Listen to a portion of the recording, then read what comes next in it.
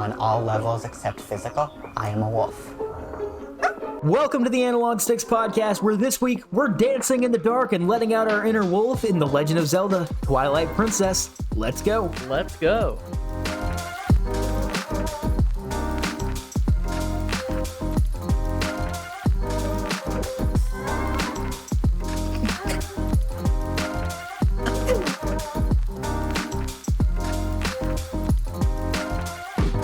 That was so creepy.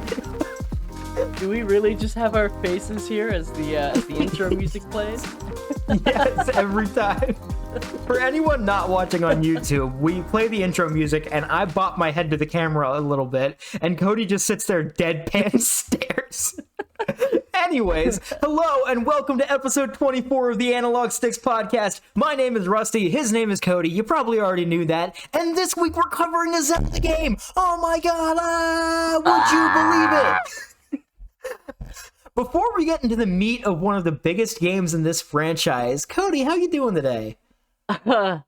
Dude, funny story for you guys. You'll love to hear this. I woke up at like 10 a.m. It's Saturday, and I go check my phone, and it's a message from Russ at like 7 a.m. Like, all right, I'm ready to record whenever.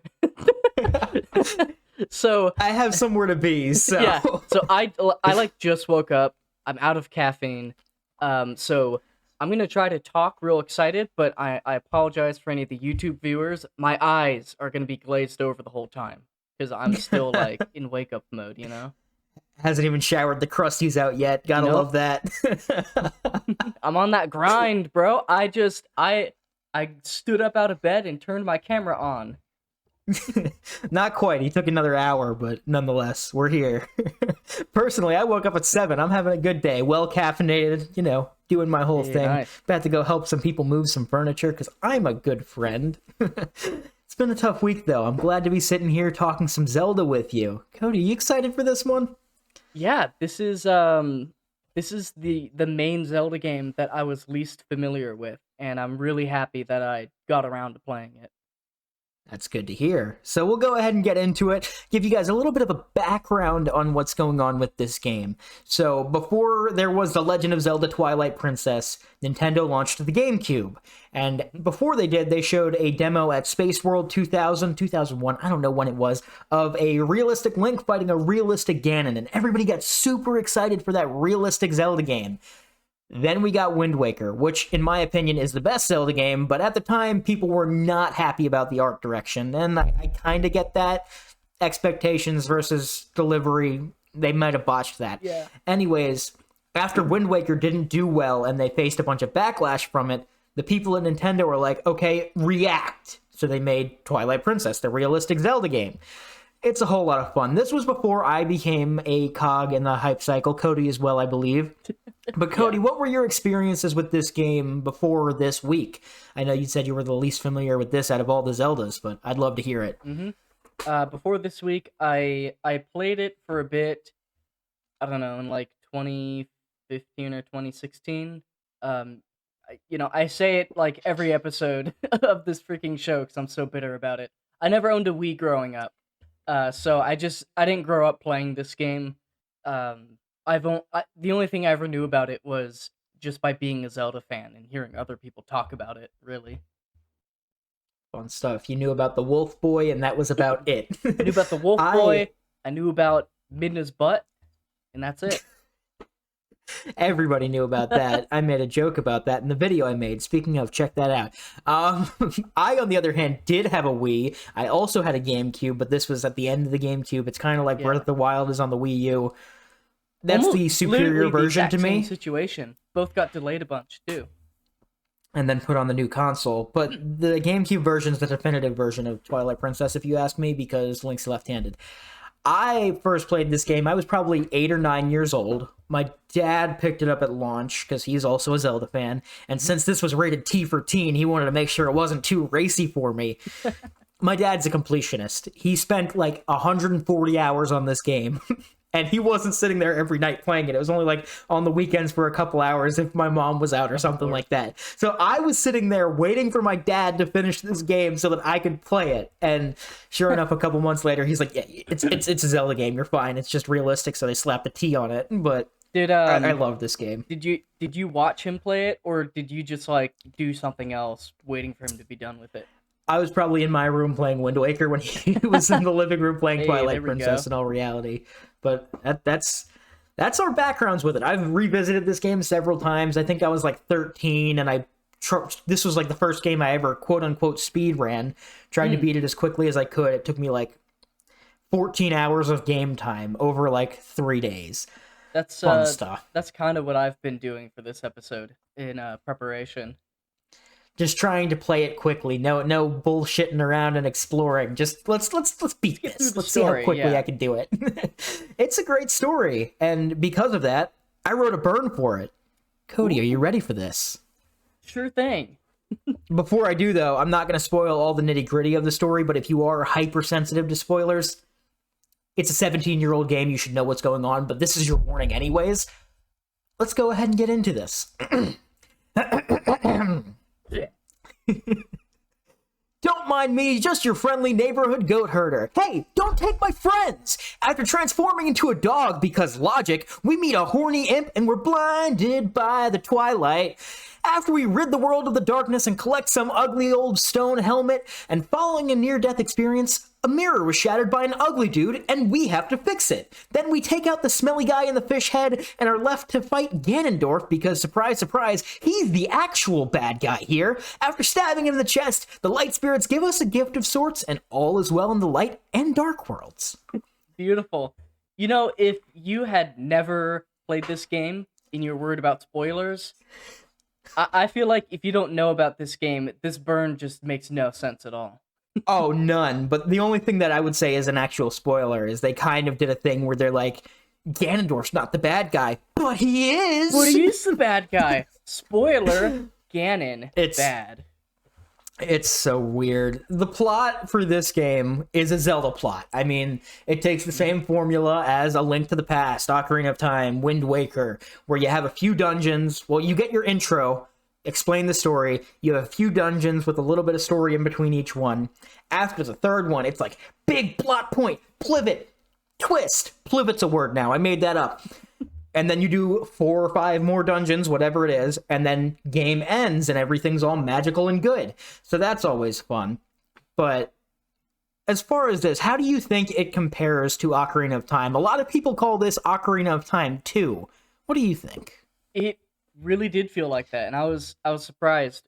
Based on the little bit I played years ago, I never thought of it like that because I didn't get too far, and I think visually it just feels so different. And the beginning of the game does too. But once you really get into it and you're getting through the dungeons, it feels super Ocarina of Timey. And I think it's because I mean, I think they meant to do it like that, right? Because Wind Waker was more of a departure in the way that I think Breath of the Wild was too. And after Yes. doing that and having some backlash, Nintendo really wanted to walk that back and try to go back to what people loved with Ocarina of Time, which honestly I think was pretty good. In preparation for this episode, I did watch a little summary video of the second half of the game since I couldn't beat that. And the guy in the video had a really good point. He said, people say that this game is a lot like Ocarina of Time, right? But if Mhm. Ocarina of Time's like the greatest game ever made, then how is that a bad thing? Yeah, I agree with that and you very much so. I think this may have actually started as just a remake of Ocarina of Time. I could be completely wrong. Take that with the biggest grain of salt on the planet. Mhm. But it does follow like almost an identical structure to the game. The intro is very different. I feel like it does well enough differentiating itself to where if you played Ocarina of Time and then came into it, you'll see it takes a lot of inspiration from its predecessor and a lot of the same formula, but it's got a fresh coat of paint on it, and it's a completely different narrative. And I think it does a fairly well job differentiating itself to the point where 9-year-old me who'd played Ocarina of Time didn't even comprehend that they were like directly the same thing. Yeah. So I think it's fair. They definitely use the same formula and whatnot, but I don't think that's a bad thing. Like we said. Yeah, I think you gotta kind of use your brain a little bit to see the parallels between the games. Like if you're just if you're just mindlessly getting through it, taking it for what it is, I don't think you're gonna see as much of the Ocarina of Time parallels as like a diehard fan who's like keeping that in mind as they play. Even still with that, I do feel that the game does have its own identity and it is Hmm. solid by itself. Oh It yeah. doesn't stand on the shoulders of Ocarina of Time. It simply stands next to it, I suppose. But it's like the younger brother that gets to be just as tall as the older brother, Oh and then they're dude, beating the crap out of each other. Twilight Princess has such strong younger brother energy. That's Oh what my this game. It's gosh. the younger brother of Zelda games. Wind Waker is just like the cool cousin who doesn't take itself too seriously, but Yeah. everybody loves. Yeah. With this plot, though, it is, like we said, the narrative is different from Ocarina of Time. It's a similar story structure, but the narrative itself is different. Did you think it felt contrived in the way it was laid out? I mean, it is a Zelda game, so you can kind of guess when the big moments are going to happen because it does follow that same formula. But did it ever feel like really jarring the way that they try to play with your emotions and use the narrative to you? To me, the very beginning felt a bit like that. And when I say very beginning, I mean like the first 30 or 40 minutes Yeah. when it's introducing everybody. But oh my gosh, I think it pays off really well. And I didn't so like I said, I didn't get to the second half of the game after you get the fused shadows or whatever it's called. So I can't speak on that. But for some of the plot points, like when you return Ilya and the fish boy to Kakariko, or when you save the young boy from the King Pigman, whatever his name is. King Baldwin, Yeah, yeah. those two story points to me are just so good. They really worked, and they didn't feel contrived at all to me. Yeah, I think that in the beginning it feels like, oh wow, they're really trying to get me attached to these characters. And then like the whole intro stuff's happening and you're like, I gotta go save the little punk kids. Oh, Yeah. come on. And then it goes down and they actually get kidnapped and you're like, oh my god. Like, I could see how somebody would be like, I'm not attached to these characters, I don't care. But personally, it sucked me in and I got attached to them. Yeah, Unfortunately, I think they don't do a great job at following up on that attachment very well, especially with like the kids and Ilya. They kind of spread it out and make you forget about it a little bit, but I do still think that the character development really lends itself to the narrative being so strong. yeah, I think that the first half I played was that the whole storyline of most of those kids, because it felt like a complete story before you ever have to do the whole mirror part. I mean, there's some other things, like the whole story pretty much does come to a conclusion. With the younger kids in particular, after the King Bulblin fight, that's basically it, except there's a side quest with Mallow becoming a capitalist, and it's pretty cool. Capitalist baby. But I noticed that she has a shop set up. What a go-getter. Yeah, good for Mallow. And then you talk to her and she's just like, oh yeah, this place was abandoned, so like, I don't know, I just took it. Works out, too. With Ilya, they do continue it a little later into the game, but it quickly reaches a conclusion.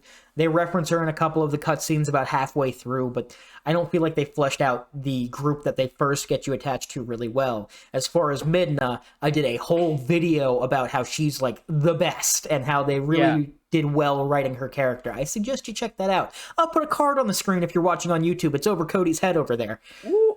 I'm making myself do work. Look at that.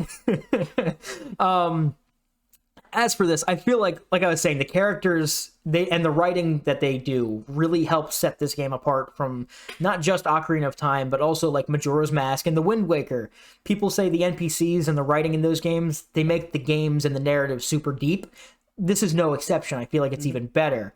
One thing that I'll say the game tries to have here is, like I was saying, they build an attachment to the characters, and it's kind of hit or miss. But did you personally become attached to any of these characters? Did the emotions get stirred up and you felt it in dramatic moments as if you actually were Link? Oh, dude, actually though, and I think let me go back to my personal notes from when I played this, because I might have written it down. A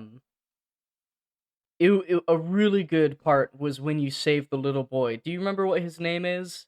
Colin. Colin. Yes. After you save Colin and you're back at the village, and he talks about how he was like, he thought of you when he saved the other girl. and like put Mhm. himself in front of the guy instead. That was awesome. Dude, That was a good part. these characters are so well written. I didn't actually play the game this week. I'm familiar enough with it to where I was comfortable not playing it. Plus, I was killing myself on this last video. So I had my fun. But here we are. And that moment, it sticks out in my head. Like, I remember it clearly. It's slow motion. The girl's like a deer in the headlights, and Colin just shoulder checks her out of the way and gets nabbed.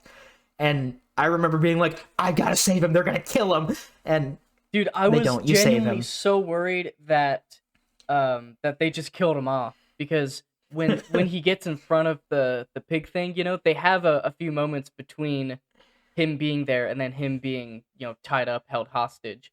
And for those few moments, I was like, did he just run him over? Like, is that it for the kid? Yeah, he's tied up and then he's held up like a flag. It's it's crazy. Like, this is one of the only parts of the story I really want to dive into, because if we do, we'd be here all day. We could talk about the lore of Twilight Princess for hours. I'm on a time crunch. We're not going to do that.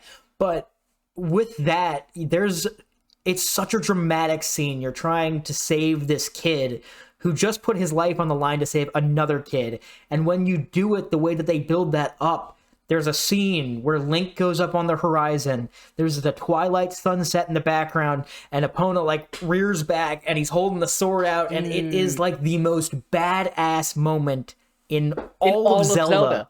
No, so let me kind of look through what I wrote there when that happened. I love it so much. There needs to be more grand moments like that in Zelda games, I think, because The Legend of Zelda is meant to be this huge epic adventure that's on a massive scale, right? You're saving an entire kingdom single-handedly. And yet there's not enough moments like that where the game just lets you revel in how freaking cool you are now that you're doing all this stuff. And I hate to jump around on our notes a bunch because it throws me off, but the music in this scene makes it even more epic. I mean, it's a Zelda game, so obviously the music throughout is very good, but the way that they change scenes using music to really make you feel is awesome in this game. I love it. It made me think how... Actually, playing this game, it made me appreciate how different Breath of the Wild is even more, because I have you know, better context for what came before it. I like that Breath of the Wild is more minimal, less music, less bombastic. But man, I miss that. That's really what I want in a Zelda game. I want big blaring music. I want to feel like the big hero band, of all Hyrule. that. Fully orchestrated. It's so cool. I have a respect for the music in Breath of the Wild, the way it is, like more minimalistic, soft piano, and then they do pick it up a little bit when you're fighting a Guardian, per se, or a Molduga, or a big boss.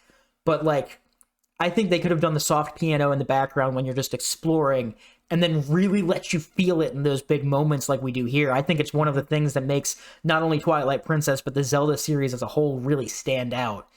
The music always matches the vibes, and it's stellar. I'm gonna say something I never would have said before Breath of the Wild came out. I really want a linear Zelda experience next. It's time. We can cover Twilight Princess soon, and Skyward Sword soon. We'll jump back to the story. We'll get back to the music in a little bit. I hate jumping around, but we have to do it sometimes. Oh, yeah.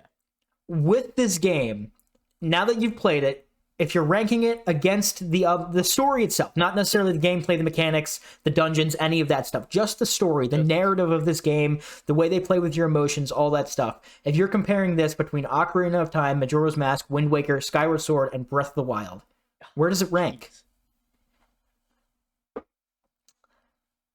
I mean, personally, I'd say that this is the most Zelda game. It's the most Zelda. I'm gonna call back to what I said earlier. This is the most little brother vibe out of any of the games, because as good as the story is, and it's very good, I still am gonna rank it lower.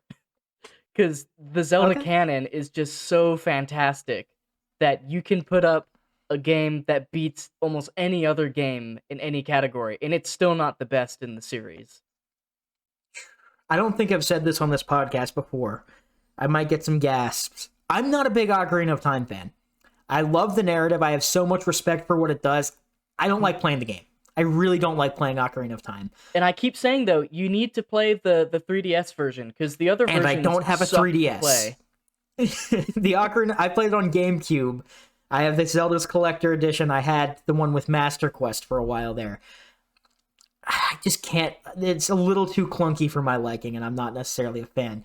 That being said, though, that narrative is so freaking strong. I love it so much, and I don't think that this game can have a good narrative without feeding off of Ocarina of Times, which it does heavily as being a direct sequel. Mm-hmm. I think that I would rank this above Majora's Mask, as great a story as that is. It's just not as deep for me, and the way that they rely on side quests, I don't know. And I think it's over the Wind Waker as well. It's a close third for Wind Waker. Breath of the Wild's narrative, I think, goes into its own category. Yeah, it has a good narrative, tough. but it's not a storybook being told to you, you know? It's more like we talked about this when we covered Breath of the Wild. The visual storytelling there, or environmental storytelling, is very impactful. As far as just a game's narrative, I don't know. I guess below Wind Waker, above Majora's Mask. I don't know. Is that fair? Also, Skyward Sword's narrative is really good. Oh, I forgot about that. See, this is putting me in a I can't pretzel. make a fair ranking because I haven't played Skyward Sword yet either. We're going to have to cover that one soon. Mm-hmm. That narrative is really good. It feels a little more contrived. I'm putting it below Wind Waker just for the sake of this. Moving on from the story, unless you have anything else. Contrived describes Skyward Sword, like, in total, right? Like Pretty much. It's very much, we have to make this story to feed into everything else. It's the origin story of Zelda. Yeah, it's the game where they're like, okay, fans, we're gonna do it, and it's not gonna be as cool as you thought it was gonna be. Because we have to rely on everything else that we've already done and make it work in this context. Mm-hmm. Did you have anything else on the story of Twilight Princess? On the story? Anything else that you took notes on that, like, we didn't get? Oh, here, yeah, let me scroll through my notes real quick. While Cody's scrolling, don't forget to subscribe, like, follow, rate, review, all that stuff. We don't have, like, any reviews. If you're listening on the podcast feed, that would, honestly, it would really help on Apple or whatever it is. That'd be pretty cool. Also, leave a comment. Let us know what you think. What do you like? What do you dislike? Ooh, I like the bomb shop guy in... What's his name? I can't remember his name. I think it starts with a B. I think that does. We can talk about a character real quick. Great characterization. This is... his name is Barnes. His name is Barnes. Barnes is bombs.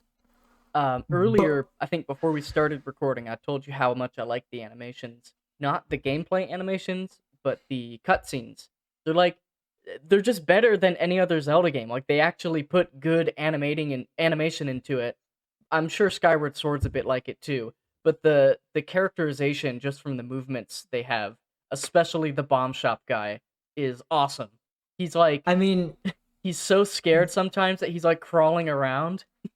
He's just a weird dude. Or, like, there's a part where some big enemy comes to town to steal the kids, and the enemy pulls his mask up to look at him, and then the bomb guy slowly puts his down. It's so cool. The way that they do, the way they make characters expressive in the cutscenes, not necessarily in regular gameplay, I think is very good. I think Wind Waker's art style lends more to expressive characters, the way that they can make faces move in cartoony ways. I think they do a great job in this context, though, and I think it's stellar. Fun stuff. Yeah. Now, if we were to jump back to the music, we've already said that we love it. It matches the vibes. Did you have any standout tracks off the top of your head? I know you'd said you'd only played the first half of the game, but... I really liked Goron City. It's just classic Goron City. They didn't try to do anything different or fancy with it, and it ended up working. When you first walk out to the fields during the day, that's always awesome. It's a little bit like Ocarina of Time, where it just... I mean, it's even like the earlier Zelda games, too. Link to the Past. The overworld theme, you get to the overworld, and it just blasts you with some good-ass hero music. I love it. Dude, the Hyrule Field theme in this game is amazing. I love it. Another thing you'd said about Goron City, isn't it just a remake of Ocarina of Time's Goron City? I think but so. Much more modern. They do that quite a bit, like the Sacred Grove, which is just the Lost Woods. I think that's really cool the way they do that. And I think the Temple of Time does as well, not 100% sure. the way they remix old tracks from the older games is really, really good. I love that because And they did it in their own style. I'm trying to remember because I know some games like A Link Between Worlds sounds orchestrated, but it's actually electronic. But they've just gotten really good at making it sound orchestrated. But it sounds to me like Twilight Princess is orchestrated, right? If they did this with technology, I'd be blown away. In Because I'm 2005, 2006, yeah, it had to have yeah. been real recording. That's what I I like mean, though is Ocarina of Time wasn't orchestrated. It was using MIDI tracks. And so I'm fine with Twilight Princess using the exact same music, just using an orchestra because that's what we needed at the time. it's all of it's so good. The one standout we can't not mention is Midna's Lament. Are you familiar with the song? The soft piano when you're trying not to let your little companion die. I touched on it in the video. It's so good. But like, do you think that track is overrated or underrated? Underrated. Yeah. Underrated. From my personal experience, because I don't have much Twilight Princess in my life. So for me, it was underrated, and I'm gonna be listening to it a lot more. Love to hear that. A lot of people say like, "Oh, it's everybody's favorite. It's overrated." Personally, I feel that it does what it sets out to do so well, and the way it plays with the scene it is in is phenomenal. It sets out to make you feel like you are trying to save somebody from a near-death experience, and it makes you feel hopeless. It makes you feel so sad, and the way that they do that with one song is truly amazing. And I think that people who hate on Midna's Lament are wrong. Like, sure, it's a basic pick, but that's because it's great. I want to talk about this real quick because you're mentioning, that whole scene where Midna's fading away. Other Zelda games will deal with death or kill off characters, but it doesn't have the same impact as Twilight Princess.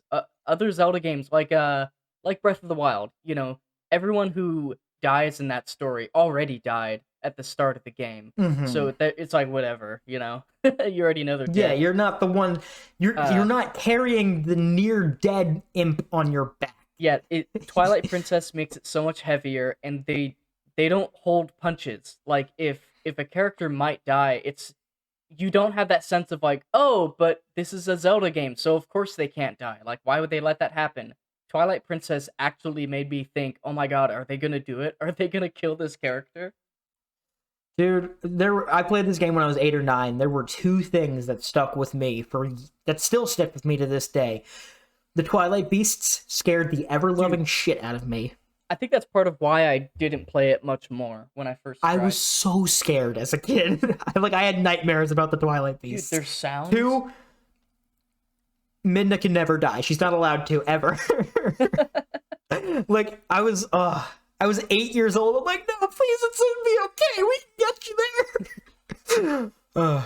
And then the way that they handled the whole scene after that, we're gonna get into we already touched on the story. We don't want to spoil everything. If you played the game, you know exactly what we're talking about. Get over it.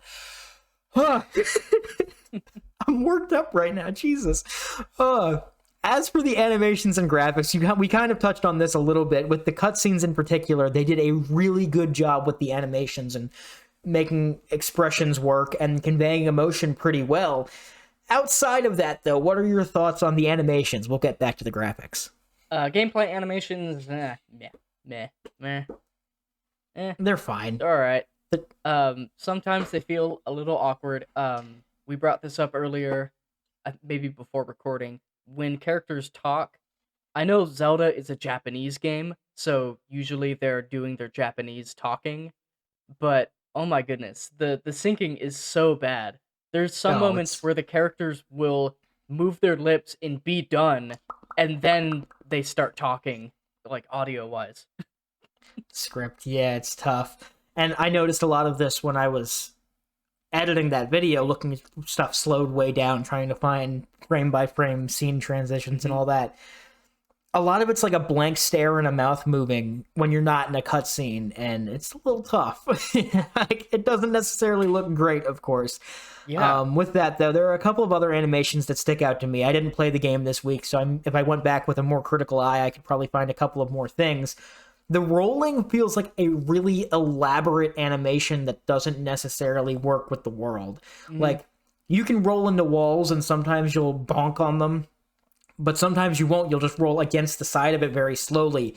In a game like Wind Waker, where it's it's less of a somersault, more like you are rolling in a ball, it works. In this game, it feels a lot more like a somersault, of course, and it kind of just looks weird when you're rolling in place doing a full-fledged somersault. Yeah. But, I mean, all in all, it's fine, I'd say. I gotta say, for some reason, I have this problem with a lot of Zelda games and how the movement works. Breath of the Wild fixed it. It's a lot snappier. But earlier Zelda games, there's always, when you try to turn left or right, you don't just turn. Like, they make you walk a little forward and then left. And so, especially in Twilight Princess, sometimes I had a hard time getting onto ladders or through doors, just because I would try to get to it, and then I end up to the left or right of it, and I have to, like, you can't just go left into it. You have to back up and then reapproach. Yeah, I think this is because I spent so much time speedrunning Wind Waker and trying to perfect my movement there. It isn't a great system because somebody who comes in has to play with it like that. But once you do get the hang of it, at least it's consistent in the way it works, and you can figure it out and learn it much better. Yeah. But it isn't necessarily the most smooth system right out of the gate. He kind of does turn like a boat a little bit. A lot of it from standing, for instance, you can do snap turns when you're not moving, but if you're holding forward and go to turn right, you still take like 2 more steps forward and then slowly bank to the right. Yep. Almost like driving a car or a boat. And especially in Epona, this feels really present when you're riding the horse. It gets a little awkward. The HD version's even worse. Like, I feel like they didn't even think about how the horse works. It does not work. There's a lot of glitches around riding Epona in the HD version. It's pretty bad.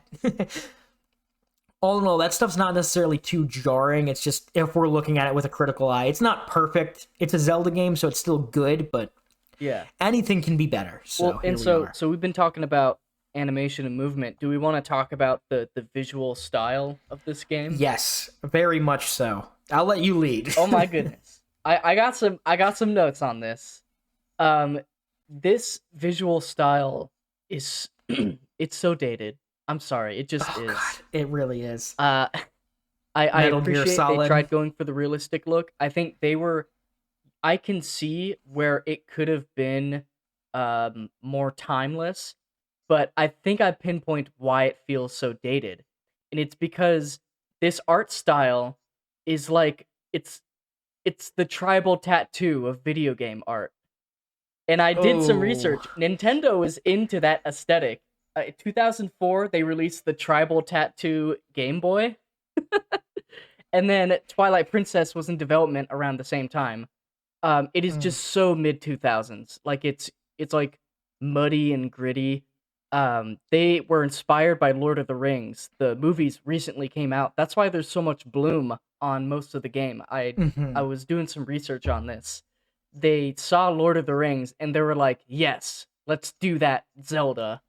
And that's cell what they shading, bloom lighting. Yeah, that's really what it is too. Video game shaders were pretty new at the time, and the GameCube had finally allowed developers to use shaders on their 3D graphics, and then the Wii, even better shaders. So they leaned into that with Twilight Princess, and I think because shaders were a new thing to them, they kind of overdid it because it was just so shiny and new at the time.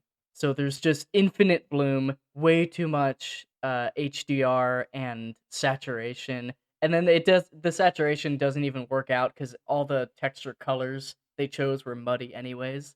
It does feel really muddied up. Like, the backgrounds, a lot of it when they did lighting, it makes it almost feel blurry, and since they're using a lot of the yellow and dull browns, it feels really, really muddy. I don't know any other way to put it. It doesn't look great. Even in the HD version, they cleaned up a lot of the issues with the lighting in particular, and they enhanced a lot of the textures. it still looks pretty muddy just because of the color choices. It's not a bright, whimsical game like Wind Waker. They could have done so much better, though, just making it a little bit brighter and more fun to look at. It looks dank. And it's too bad because there are some moments that are absolutely stunning, and you can see where the entire overall game design could have looked better. Like, anytime you're at the fountains with the spirits, it's gorgeous. You're bathed in this light, and it's just an aesthetic that works so well for scenes like that. But then when you're, like, in a path going up to Goron Mountain, and you're just surrounded by a textured tiled wall in ground. Yeah. It just looked like poop. The one thing I will say I think looks good is anytime it is kind of that sunset evening aesthetic. When it's Twilight. Not necessarily the Twilight, because it gets a little too dark in my opinion, but like the King Bulblin fight we keep referencing, for instance, when you're doing the standoff on the bridge, it looks beautiful. It's like a nice orange sunset, and they just used a little bit more color on those pre-existing textures without as much bloom, and it looks great. You know what I think it is, too? I think if this look was applied to the Breath of the Wild map, which is a huge open map, it would have looked really good. It's that Twilight Princess wanted to be an open world game, but it still had to have those awkward little corridors between areas. And so its visual style was great for big open fields, but then it just doesn't work out when you're in those tight spaces that you have to have in video games back then if you want to have a big world. I mean, I saw this in a different video. You said that this would look good in Breath of the Wild. They would have had to do the game differently. They couldn't use the same models and textures that they use. There's the video I saw, some guy broke down how cell shading works in the Wind Waker. It was a really good video. If you look up cell shading Breath of the Wild, you'll find it. It's got like 400,000 views now. It's very well done. It explains cell shading nicely. You take the cell shading off of Breath of the Wild, it looks rough. Is this the video where they talk about how there's one spot in Breath of the Wild where the cell shading breaks? Yes, that video. I saw that, yeah. It was a great video, but like it looks so bad. Like not necessarily even like bad, just not good. Bland. It's fun stuff. We're talking about how stuff looks. How do you think the environments in this game look? A lot of people say Hyrule Field is very big and nice, but it feels very empty. But then there are other areas like Castletown, which people love because it's smaller and it feels so rich and lived in. I like a lot of the areas. I feel like they could have been more filled in, but with the limits on the hardware, they couldn't necessarily do that. What are your thoughts? Yeah, I think the size of the maps outpaced their ability to fill it, and that's something they fixed, later on. The areas, Hyrule Field, I do like Hyrule Field in most of the spots. However, when you leave Kakariko Village to the north towards that bridge that ends up collapsing, as soon as you step out, you can literally see the tiling of the grass and the stone because it's such a big open flat spot there, and it takes you right out of the game. It looks like you're in Minecraft. I hadn't seen that recently. All in all, I think the area design as well. The area design is nice, but they tried to do too much with it, maybe. Yep, I agree with that. I think a lot of the smaller areas are great. A lot of the bigger ones are a little tough.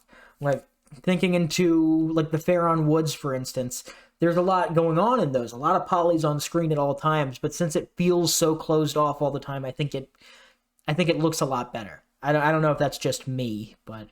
No, I agree. It does. The smaller areas look really good. What I do like, too, and this is less, I guess, the visuals and more just the design of it, I love the big open Hyrule Field and how they were able to compromise it by having different sections of it surrounding the castle. I thought that was a neat way of having a big open world in an early 2000s video game. It is pretty cool. It's pretty cool. We are coming kind of close on time. We've still got plenty left, but there's still a lot we want to talk about. So let's go ahead and jump into some of the actual controls and mechanics. I don't have a good segue. Deal with it. As for the controls, it's a Zelda game. There's probably not much we have to say on this. It's incredibly polished. But was there anything that stood out to you? Anything jarring or anything that you're like, wow, that's awesome. I can't believe they did that in 2006. I can't explain it fully yet, but the Z targeting I like it better than any other Zelda game. Like it for me, it's been working. I've never had a moment where I was like, "God damn, Z targeting freaking work," which does happen to me sometimes in other Zelda games. Never had that with this one.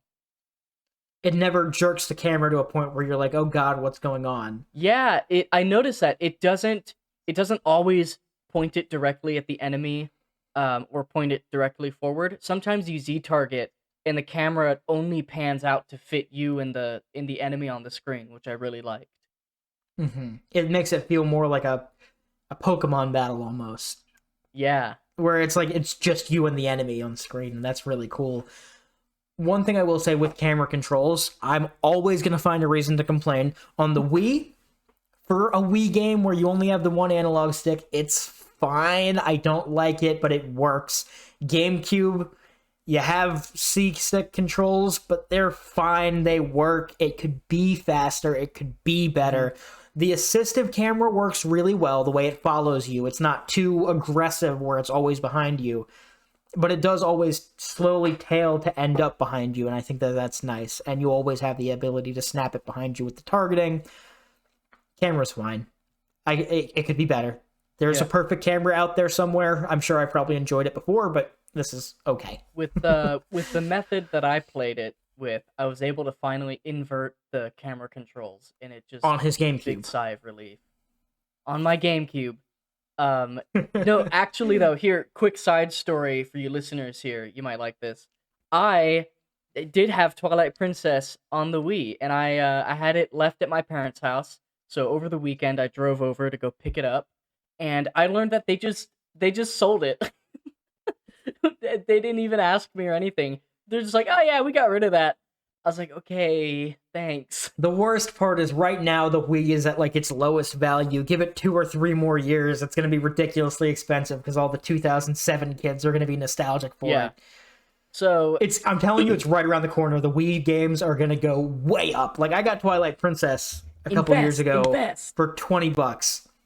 Yeah, now if you want to buy a Wii now, you can sell it in 3 years for probably double what you get it. yeah. But yeah, so I ended up having to play the game on my GameCube, air quotes there. Air quotes. And I got to fully customize the controls. It made it really nice. Actually, with the way I played it, I got to turn up its internal resolution to HD with the GameCube version, and it looked really good. I like it. Texture's still a little muddy, but it looks much crisper. Oh, it's so crisp. And it Crispy. I think the crispiness, or the lack thereof, is what made the game look so bad. Because when you make the textures crispy, the muddiness is a little bit more okay. Everything feels a little blurry in the GameCube version. I don't know what it is. It is. It's because it is. Okay, that makes a lot of sense. Internal resolution is less than standard definition. I think this game on GameCube runs at... Is it 480? Yeah, it's incredibly bad. I just not even threw up all 720. 7 pixels. Oh, gosh. We could sit here and nitpick all this stuff all day. I do want to touch on the gameplay and the mechanics. There's a couple of cool things that are in this game. You can run around and swing the sword at the same time. It's not useful at all, but it's cool, and I like it. Horseback combat, very underwhelming. Feels awesome. I like it. Yeah. Rolling feels kind of slow and weird, but it works. And I think at times Link feels a little slow, but I know you'd said you didn't feel that way, so... What are your thoughts on the things that I just listed off there? I agree. It all feels good. It feels great. Halfway through the game, I turned on fast roll, so when Link rolled, he, like, friggin' just zoomed. So that felt really good. I think they should put that in the normal games. Yeah, I mean, like, Wind Waker's rolling is good because it goes far and it's a quick movement. Yeah. Twilight Princess, it's kind of like, this would be what happens if you actually roll. Like, I remember seeing a Bill Nye thing, probably 15, 20 years ago at this point. Probably not 20. I wasn't 3. But I remember him talking about baseball, and, like, if you dive, you're losing speed because you're not pushing yourself forwards. Mm-hmm. Same thing with a roll. Once you push, you're not gaining any more speed. You're losing speed. And they made that more realistic, and I don't think it's as good as Wind Waker. No. But it's fine. Without any speed hacks, I didn't roll around to get places, which is what I would do with any other Zelda game. I can't say if that's good or worse. It felt less Zelda-y to not roll around, though. Yeah, it's weird.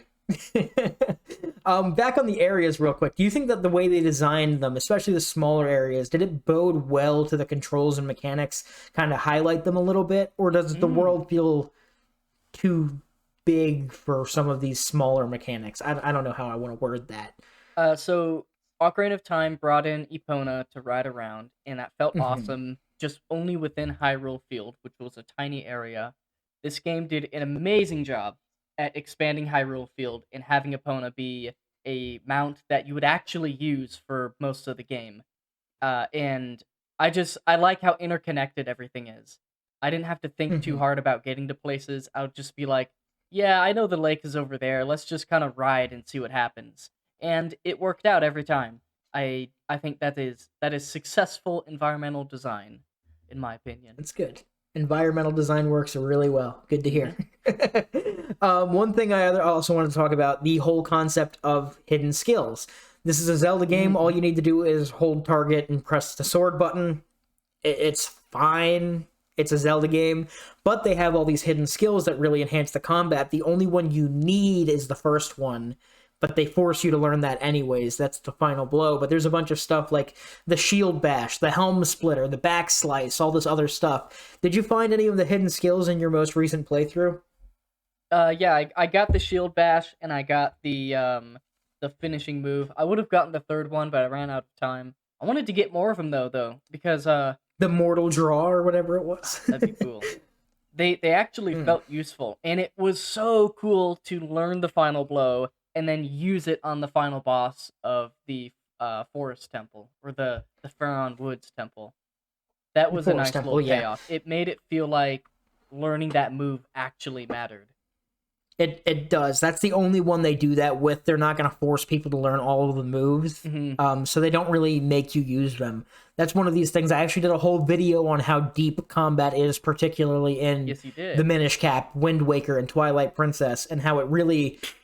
If you want to, you can become the most extreme sword fighter on the planet, but they don't make you do it because it's a Zelda game. They have to make it more consumable, but it is so good, and I absolutely love it. Back slices and helm splitters are so cool. Yeah. Everything's so cool. They made this Link so cool. Sumo wrestling? Come on. Oh, this Link is the coolest Link of them all, for sure. Oh, the machismo is off the chart. The fact that his voice is like two octaves lower than any other Zelda. This is the first Zelda who is, I know he's, in the story he's not a man, but like, come on. This guy's he's a man. He's the manliest non-man of all the non-men. Yeah. Which is, yeah, Zelda's usually, God damn it. You did it again, I wasn't gonna say it. Link. You did it twice. Link is usually such a twink in the game. And that just doesn't... Great vibe, but for a Zelda game, sometimes I think you need a big man to get it done, because, you know, he's got to be probably a power bottom in this context. He's probably a power bottom in this context. I don't know. Okay, so there are a bunch of really good items in this game. Some of them are underutilized. The spinner, the Dominion Rod, the ball and chain. What do you think about these really, really cool items that they essentially only use in a handful of spots? I wish I got to those items. From what I saw, they look so fun. I want to do the spinner. The spinner looks freaking awesome. But you get to ride a Beyblade. I was so sad to hear that you don't really use it much out of the dungeon. You said something about the spinner and how they could have done that better, right? Personally, like the spinner in particular, they could have... I mean... Looking back at a game like Breath of the Wild, they make you use all the runes just spread out throughout the world. This is trying to be an open world game. Why wouldn't you put objectives that you can access later with the spinner, with the ball and chain? Yeah. They did it a little bit with the Dominion Rod, so I guess that's like the least of these ones. Like, why not put a giant block of ice you need to break with the ball and chain somewhere outside of Snow Peak? Or a giant boulder that can't be blown up with bombs, but for some reason works with the ball and chain. I don't know. Or like, why not put a mountain that you need the spinner to climb up, and there's like, I mean, you don't even have to do anything crazy, just put a piece of heart up there. But There should have think been that there more were ways rails that they could around have. Hyrule Field to use the spinner, but I guess it And I would have mean, made Epona obsolete then. well, not necessarily like for traversal. I'm just saying to get to different areas. Like, it's the definition of a door, but I like using the spinner. Let me use the spinner to do a door. Like, they could have done so much more with it. And I think that they did a really good job at making every single item in this game feel good to use. Why not make us use them more? I don't know. I guess it's because the base mechanics are fine enough. You use the spinner a couple times in Hyrule Castle as well, so that's cool. But the ball and chain is basically useless once you leave. You can use it for fights and stuff too, but it's whatever. I do also want to touch on the dungeons. We're pressing for time. Now we're like pressing for time. It's a Zelda game. It's a Zelda game before Breath of the Wild. The dungeons are very linear, but God, I freaking love these dungeons. These are good dungeons. These are. I know you'd had some thoughts on it. You'd said one line before we started recording. Do you know what I'm talking about? Ooh, which one? You said you want these, basically. Yeah, I want. Okay, So I never would have said this before Breath of the Wild. Did I already say that part at the top of this episode? I want Probably, I linear don't Zelda know. back. Linear dungeons. I think I got sick and tired of them for a bit, but after Breath of the Wild, my body is ready for a linear Zelda experience, and I just want It's a well-crafted so good. dungeon to run through. That's all I ask for. So good. We love a good Zelda dungeon here. I love these Zelda dungeons in particular. A lot of people say that even compared to Ocarina of Time, a lot of these dungeons are too linear because it does the same thing as Wind Waker, where you go in there, you have one path, you find a key after doing a puzzle, the key lets you get the door on the other side of the room to where you can do another puzzle to get another key to go through another door, to do another puzzle to get another key to go through a door. I think that's fine. It's a linear dungeon and it makes you solve the puzzles. In a context of a game like Breath of the Wild, it doesn't work. That's fine, but like, I like it in these games. I don't know. I'm picky. I think these are better than Ocarina of Time because they don't make you backtrack at all whatsoever, and I love that. Yeah. Fuck backtracking in dungeons. Or there might be some moments of backtracking, but it's not really backtracking. It's more like lots of paths in Twilight Princess dungeons crisscross over each other. Yeah, that's cool. It makes me feel like I've done something. Yeah. Or like when you impact the central hub room like you would in the Forest Temple of Ocarina of Time. It's awesome. Like, yeah, you go down this path, you do a thing, you come back, something happens. Like, you see your progress. It's a nice way to visualize it. Oh, and that's then cool. I just need to say it so it's down recorded. The monkeys are just thick as hell. Especially Ook. Oh my gosh, dude. He's bringing the badonkadonk with him. Oh, and he knows how thick he is. He was showing off when he was fighting you. He was shaking his ass at us.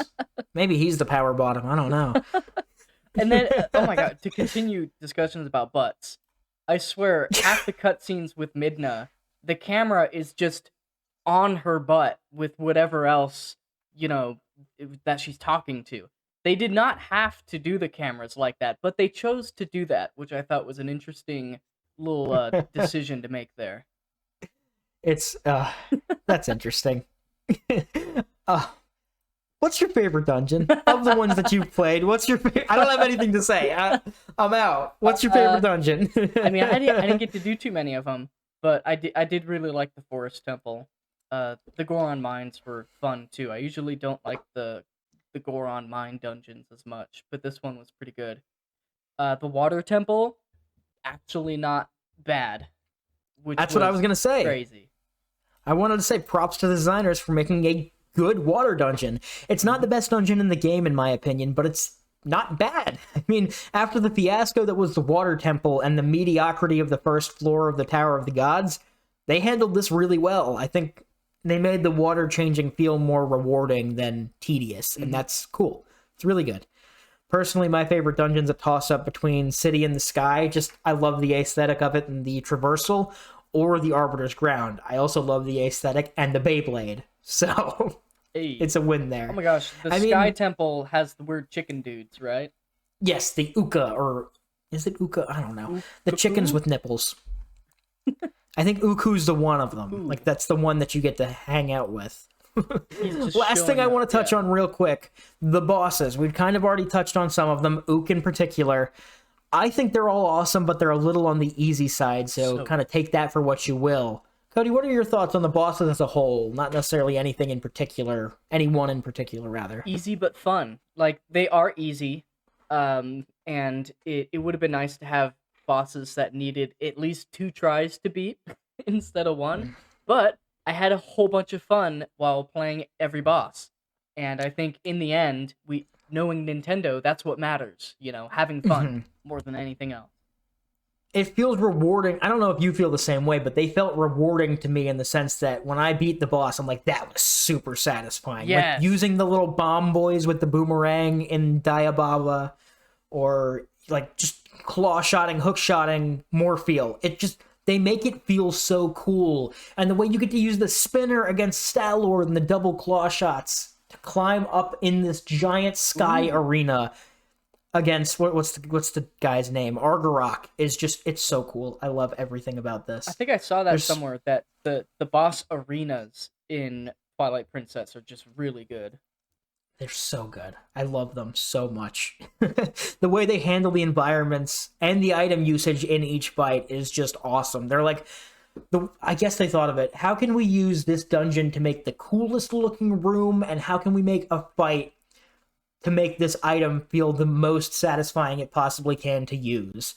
Like Blizzetta, that's not a great boss fight in my eyes, but using the ball and chain to chip away at a giant ice monster is so cool. I love it. What do you think of the boss designs? Like, did you think that they looked cool as a whole? Obviously, it's still Twilight Princess, so graphically they're not impressive, but the actual boss, like the shapes they take, are pretty cool, I think.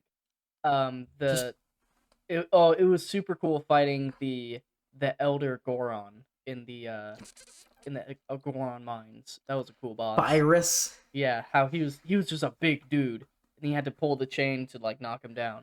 I liked it. It's so cool. Machismo to the max. I can pull harder than you. So fun. Unfortunately, with the time crunch, I think that's all we have to say. Cody, do you have anything else you're just dying to get off your chest about this abbreviated Twilight Princess episode that's actually full length? Yeah, this is a game that I'm glad I finally got to spend some time with, and I think I treated it much more harshly than it deserved. I think it's a great Zelda game. I used to think it was just okay, but now that I've played it, I like it. It is Zelda. It is capital Z Zelda, and I love it for that. I mean, it leans into Zelda really hard, and I think it's great because of it, because it is just a Zelda game, and a damned good one at that. The little flag, the little tagline underneath our cameras says, Twilight Princess is a very Zelda game. Yes. And I mean, that's the perfect way to describe it. If you're ranking it on the scale of 3D Zeldas, OOT, MM, Wind Waker, Skyward Sword, Breath of the Wild, Twilight Princess. Out of those 6, where is it? You're not gonna like me. It's still like 5 or 4. Because I can't put it below Ocarina of Time, Wind Waker, Breath of the Wild, and Majora's Mask. I just can't. I still can't believe you feel so highly about Majora's Mask. I understand a lot of people really like it, but I just Majora's don't Mask is get it. Is like number 4. Yeah. I mean, I put this game above Skyward Sword. I put it above Majora's Mask. Personally, people will hate me for saying this. I think Twilight Princess is better than Ocarina of Time. It takes the same formula, builds on the story, and it's a better video game. It's my opinion. I know it's probably wrong to most of you. I think that Twilight Princess is the 3rd best Zelda game, because I'm a little Wind Waker bitch, and Breath of the Wild's great. There we go. Hot takes. That is a hot take. Anyways, with that'll be this week's episode of the Analog Sticks Podcast, episode 24, 24. We're rolling. If you listened all the way through, hit the buttons to do the stuff, we'd really appreciate that. Also, you can check us out on Twitter at @AnalogSticks_ and on the Patreon link below. We don't do anything for it yet, but we've got several ideas if you want to do something for us. And with that, thank you very much for listening. For myself, Rusty Nails, and my good friend and co-host, Cody, we'll see you next week. Bye-bye. Yeah.